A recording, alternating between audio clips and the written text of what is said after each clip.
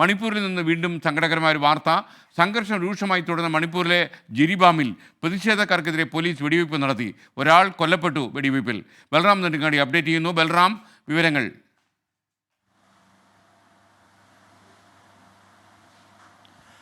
S K N, മണിപ്പൂരിൽ സംഘർഷം അതീവ രൂക്ഷമായി തുടരുകയാണ്. ഇന്നലെ വൈകിട്ടുണ്ടായ സംഘർഷവും പ്രതിഷേധങ്ങളുടെയും വിവരങ്ങളാണ് ഇപ്പോൾ പോലീസ് സ്ഥിരീകരിക്കുന്നത്.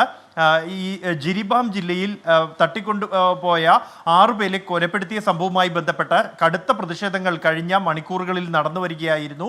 ഈ പ്രതിഷേധക്കാർ MLA-മാരുടെ വീടുകൾ അടക്കമുള്ളവ ആക്രമിക്കുന്ന സംഭവമുണ്ടായി. തുടർന്നാണ് പോലീസ് ഈ പ്രതിഷേധക്കാർക്ക് നേരെ വെടിയുതിർത്തത്. ഈ വെടിവെപ്പിലാണ് ഒരു യുവാവ് കൊല്ലപ്പെട്ടത്. കൂടാതെ ഒരു പോലീസ് ഉദ്യോഗസ്ഥന് ഈ സംഘർഷത്തിനിടെ പരിക്കേറ്റിട്ടുണ്ട്.